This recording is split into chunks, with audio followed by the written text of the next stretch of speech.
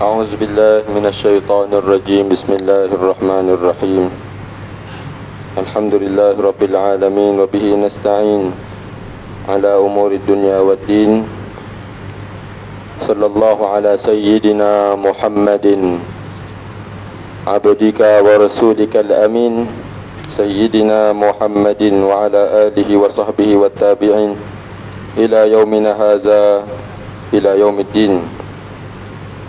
أما بعد. السلام عليكم ورحمة الله وبركاته. Alhamdulillah, kita bersyukur kepada Allah Subhanahu wa taala dengan limpah dan kurnia yang Allah berikan kepada kita, sama-sama dapat kita berkumpul pada hari Jumaat yang mulia ini di dalam bulan Rajab, bulan haram, bulan yang diagungkan oleh Allah Subhanahu wa taala. Allah masih lagi berikan kita peluang untuk kita memasuki bulan yang diagungkan oleh Allah Subhanahu wa taala, bulan yang penuh dengan rahmat, bulan yang penuh dengan maghfirah, pengampunan, penuh dengan pemberian daripada Allah, penuh dengan pandangan kasih sayang Allah Subhanahu wa taala. Mudah-mudahan kita masuk di dalam bulan ini, Allah Subhanahu wa taala pilih kita untuk menjadi orang yang mendapat rahmat, orang yang mendapat barakah, orang yang mendapat pandangan kasih sayang, orang yang mendapat pengampunan di dalam bulan Rajab ini. Tidak keluar daripada bulan Rajab ini melainkan kita menjadi orang yang disebutkan tadi. Amin ya rabbal alamin. Allahumma barik lana fi Rajab wa Sya'ban wa ballighna Ramadan ya rabbal alamin. Hadirin yang dirahmati Allah Subhanahu wa taala, suka untuk saya kongsikan kepada tuan-tuan pada waktu yang singkat ini untuk kita menghayati beberapa kalam daripada Sayyidina Umar bin Al-Khattab radhiyallahu anhu berkenaan dengan musibah. Disebabkan mungkin baru-baru ini kita melihat beberapa musibah yang dilanda, yang diuji, yang diberikan ke atas saudara kita yang berlaku di Turki baru-baru ini ataupun di sebahagian daripada Syria. Allah Subhanahu wa taala berfirman di dalam Al-Quran, A'udzubillahi minasyaitonir rajim. Wattaqu fitnatan la tusibanna alladhina zalamu minkum khassah wa'alamu annallaha syadidul iqab.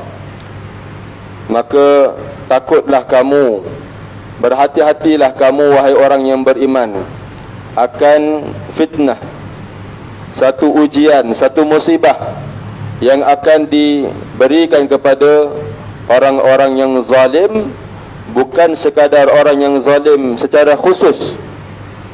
Wattaqu fitnatan la tusibanna alladhina zalamu. Fitnah ini bukan sahaja untuk orang yang zalim, yang melakukan maksiat di dalam satu bandar, satu kampung, satu tempat. Akan tapi al-bala ya'um. Bala ini umum, diberikan kepada semua sama rata. Maka terkena musibah itu orang yang saleh, orang yang tidak ada dosa, orang yang masih kecil, bayi, orang yang tidak ada apa-apa pengetahuan tentang Islam pun sama rata, tuan-tuan dan dirahmati Allah. Mahupun dia itu kafir, dia itu mukmin, dia itu orang alim, dia itu orang jahil, dia itu budak kecil ataupun sudah dewasa, muda ataupun tua, kaya ataupun miskin, sama rata Allah berikan. Maka takutlah kepada musibah ini. Kerana apa, tuan-tuan dan dirahmati Allah Subhanahu wa taala? Musibah yang berlaku di dalam dunia ini dikarenakan cuainya manusia ataupun rosaknya Allah Subhanahu wa taala punya agama, Allah Subhanahu wa taala punya hak. Disebabkan tangan-tangan manusia, maka turunnya musibah dan ujian kepada tempat itu. Tuan-tuan dan dirahmati Allah, musibah yang saya sebutkan tadi kita sandarkan kepada kalam daripada Sayyidina Umar bin Al-Khattab Jaa an Umar bin Al-Khattab, datangnya daripada Sayyidina Umar bin Al-Khattab radhiyallahu anhu, annahu qala ma batulitu bi bala'in illa wajadtu lillahi alayya fihi arba'u ni'am.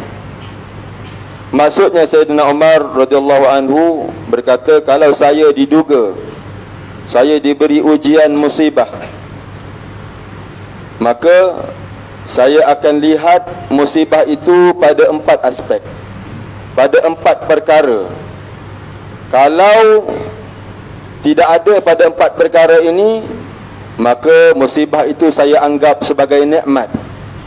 Musibah itu saya anggap sebagai musibah yang kecil di sisi saya, kata Sayyidina Umar. Maka apakah musibah yang pertama? Sayyidina Umar mengatakan, annahu lam yakun fi dini. Kalau musibah yang menimpa saya, menimpa aku, tidak mengganggu keimanan, yakni tidak menggoyangkan keyakinan kita, kefahaman kita, kepengetahuan kita tentang agama dan tentang Allah Subhanahu wa taala, maka musibah itu aku menganggap sebagai musibah yang kecil. Apakah musibah yang menggoyangkan iman seseorang? Di antaranya adalah satu kekeliruan yang timbul disebabkan kefahaman, penggangguan dalam kefahaman dan ideologi, sehingga dalam kecelaruan memahami ataupun kecelaruan di dalam pemahaman seseorang, timbul keraguan kepada agama, timbul keraguan kepada Allah Subhanahu wa taala, timbul keraguan kepada hukum hakam dalam Islam. Secara keseluruhannya timbul keraguannya kepada agama, maka inilah musibah yang paling besar. Kalau tidak ada musibah berkenaan dengan agama, maksudnya musibah itu tidak ganggu agamaku, maka musibah itu aku anggap kecil. Tapi kalau musibah itu mengganggu kepada keimanan seseorang, ketenangan ataupun keyakinan kepada Allah Subhanahu wa taala, sampaikan boleh menjual iman itu sendiri. Berlaku di zaman kita, tuan-tuan, realitinya. Dalam hadis Rasulullah sallallahu alaihi wasallam bersabda, ittaqu fitnatan kal-lailil muzlim. Hati-hatilah kamu akan satu fitnah yang dahsyat, yang mana dahsyat fitnah ini ataupun ujian musibah ini, Rasulullah sallallahu alaihi wasallam umpamakan sebagai satu malam yang gelap. Kita kalau tengok malam, tuan-tuan, malam ni kan gelap. Diumpamakan oleh Rasulullah fitnah yang dahsyat ini satu malam, malam tu dah gelap dah. Malam al-muzlim yang sangat-sangat hitam dan gelap. Nak bagi tahu sangat dahsyat fitnah ataupun musibah yang disebutkan oleh Rasulullah sallallahu alaihi wasallam. Apa dia? Yusbihur rajul mu'minan wa yumsi kafiran. Berpagi-pagi seorang itu dalam keadaan dia beriman. Pagi dia beriman. Wa yumsi kafiran, bila datangnya petang berubah akidahnya, berubah pegangannya menjadi seorang kafir. Wal ayazubillah. Wa yumsi rajulan, minta maaf, wa yusbihu rajulan kafiran wa yumsi mu'minan.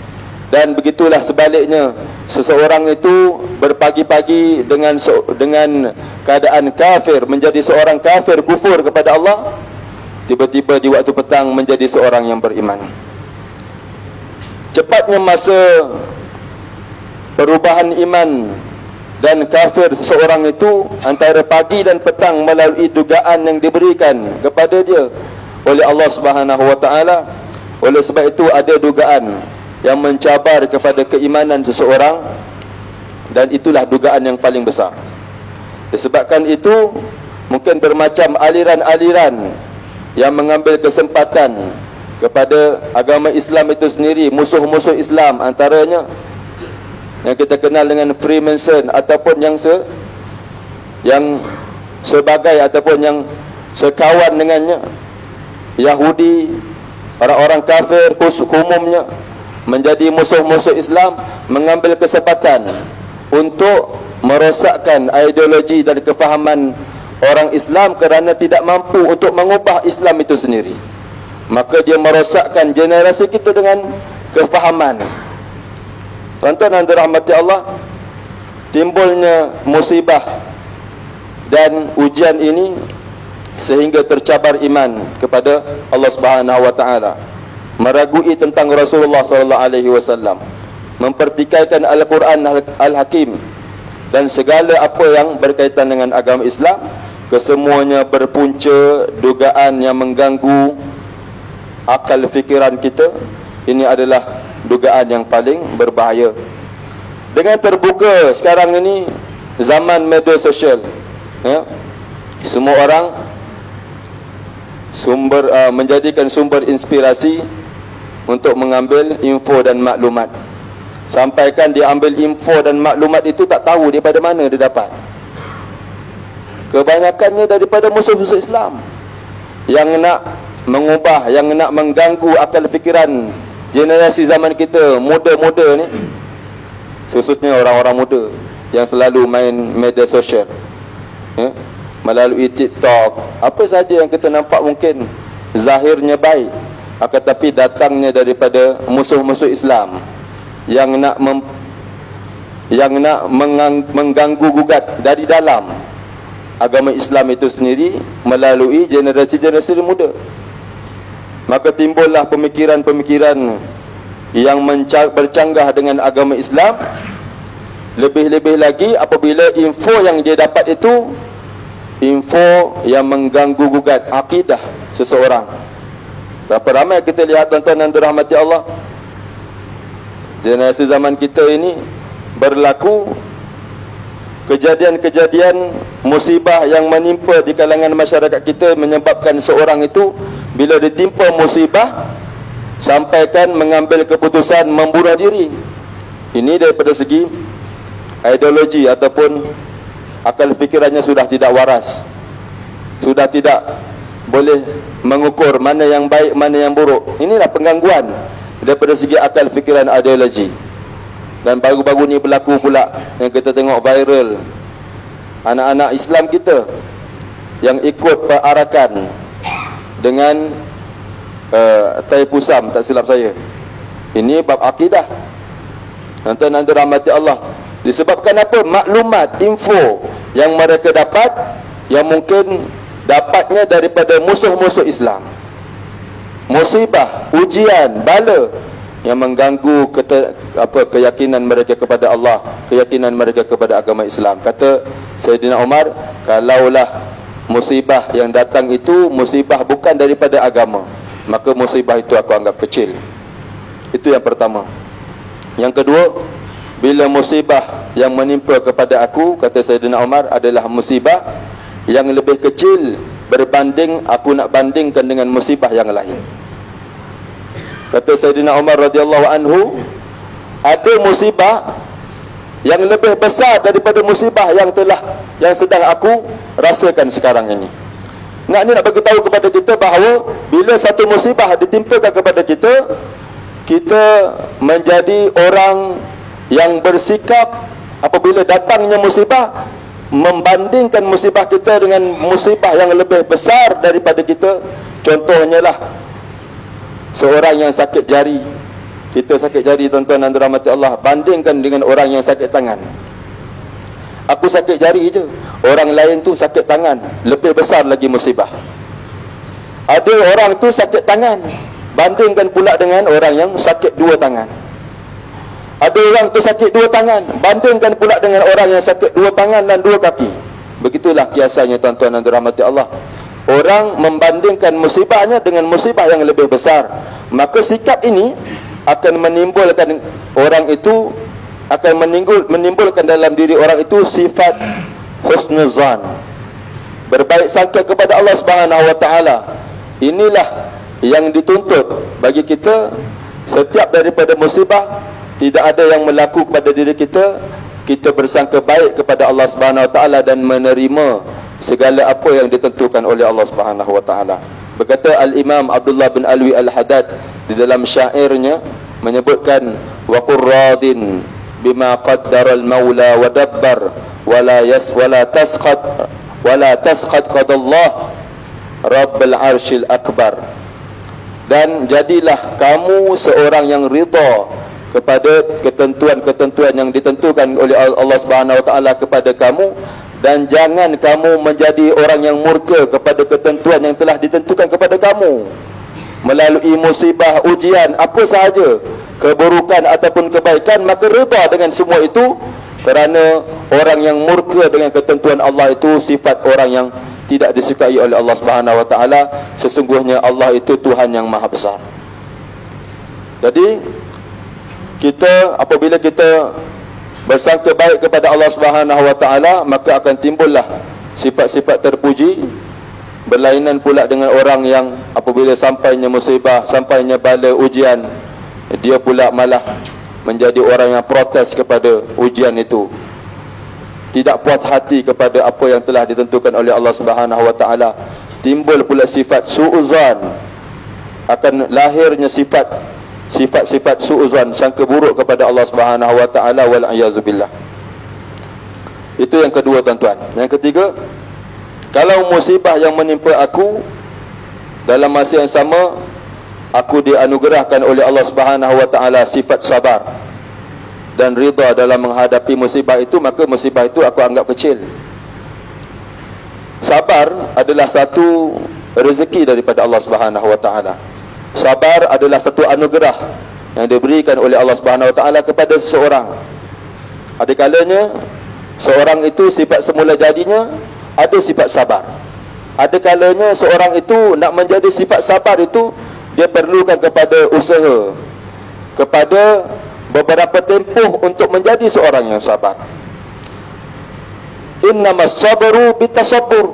Sesungguhnya sabar itu adalah dengan usaha ataupun percubaan seseorang itu dalam bersabar. Sabar ini bukan boleh datang begitu sahaja, perlu kepada tempoh, perlu kepada usaha dan perlu kepada prosesnya. Maka innamas sabru bitasabbur, sesungguhnya sabar itu perlu kepada sabar yang banyak, barulah menjadi sabar itu berdarah daging atau sebati dengan seseorang. Akhlak yang diajarkan oleh baginda sallallahu alaihi wasallam ada kalanya memang semula jadi kepada seorang itu, diciptakan oleh Allah Subhanahu wa taala, ada dalam sifat seorang itu pemurah, baik, contohnya apa, sabar, tidak suka marah. Ada pula sifat yang perlu kepada usaha lebih. Oleh itu disebutkan di dalam satu hadis daripada Abu Sa'id Al-Khudri, wa ma u'tiya ata'an wa ma u'tiya ahadun ata'an khairan wa awsa'a min as-sabr. Tidak ada satu pemberian yang diberikan kepada seorang yang lebih baik dan lebih besar daripada sabar. Sabar ini adalah satu pemberian daripada Allah Subhanahu wa taala. Bila sabar itu dilatih menghadapi segenap musibah, ujian yang diberikan kepada kita, maka sabar itu menjadi darah daging dan sebati. Dan tuntutan sabar ini, tuan-tuan dan dirahmati Allah, adalah apabila kali pertama musibah itu datang kepada kita, maka di situ tuntutnya sabar. Kata Rasulullah sallallahu alaihi wasallam, innamas sabru 'inda sudmatil ula. Sesungguhnya hanya sahaja sabar itu dituntut apabila datangnya musibah pada pukulan yang pertama. Bila musibah itu datang di depan kita, maka di situ dituntutnya sabar. Bukan selepas 2 minggu, 3 minggu baru kita boleh bersabar. Itu bukan dinamakan sabar. Sabar ini adalah apabila datangnya musibah pada ketika itu, maka di ketika itulah dituntut pula kita untuk bersabar dengan ujian itu.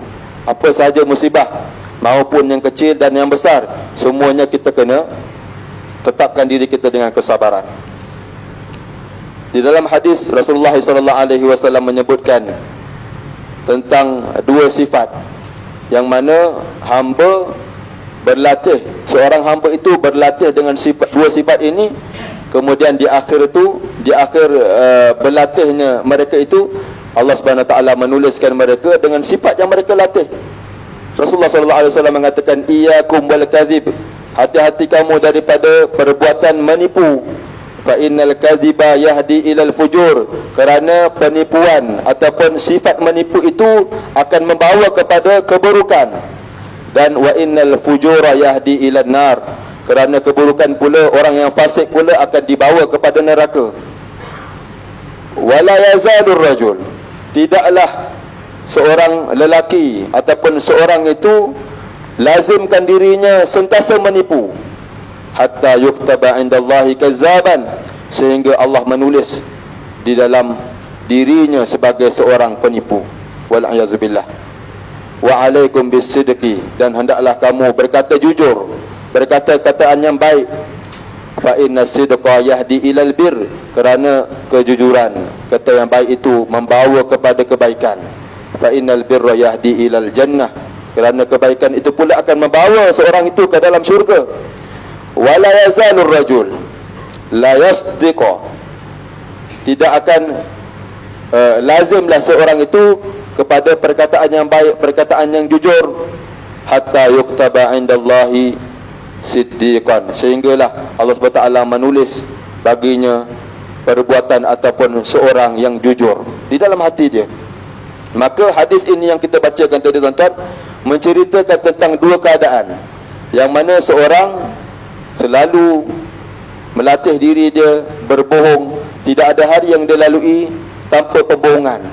Memang tak boleh, kalau tak bohong tak boleh. Ada je nak bohong, nak cerita tu mesti dia nak ada tokok tambah sikit. Ada je orang macam ni tuan-tuan. Kawan-kawan kita kalau kita perasan, tak adalah nak tuduh ya, tapi kita perasan tu, kita ada waktu tu, kita ada tempat tu, tapi dia tokok tambah. Aku tadi lalu sini seorang-seorang je, aku nampak macam-macam lah tuan-tuan. Dia boleh tokok tambah. Orang yang menipu ni, dia memang akan jadi terus menipu. Tidak ada susah orang yang menipu ni, kata para ulama, susah untuk bertaubat adalah orang yang menipu. Bila dah kali menipu, dia nak tipu lagi, nak tipu lagi, nak tipu lagi, sehingga kan wal'ayazubillah Allah jadikan dia seorang yang kazzab, wal'ayazubillah. Begitu jugalah orang yang siddiq. Oleh sebab itu tuan-tuan dan dirahmati Allah, untuk jadi sabar maka latih diri kita untuk bersabar setiap masa bila datangnya musibah. Untuk jadi orang yang pemurah maka latih diri kita untuk memberi. Datang bila untuk menjadikan kita orang yang berbaik dengan tetangga, dengan orang, dengan jiran tetangga, maka kita mulakan dulu dengan perbuatan yang baik, begitu juga dengan perbuatan yang buruk. Dan yang keempat, musibah itu akan dilihat nikmat bagi aku bila di mana aku tidak diharamkan oleh Allah Subhanahu Wa Taala daripada mendapat ganjaran daripada musibah yang ditimpakan ke atas aku. Maka falsafah Sayyidina Umar, tuan-tuan, amat besar bagi semua mukminin dan muslimin di atas dunia ini, yang ada di atas dunia ini, untuk mengambil falsafah ini sebagai satu ukuran bagi kita, kerana setiap daripada kita tidak terlepas daripada musibah dan ujian yang kita lalui setiap hari-hari kita. Maka ingat tuan-tuan, yang pertama, sehingga kan bila mana musibah itu akan menjadi nikmat adalah apabila tidak menyentuh bab keimanan dan agama. Yang kedua, bila mana musibah itu lebih besar, musibah yang lebih besar tidak kena atas kita. Yang ketiga, bila mana dianugerahkan kepada kita sifat sabar apabila menghadapi segala musibah. Dan yang keempat, apabila musibah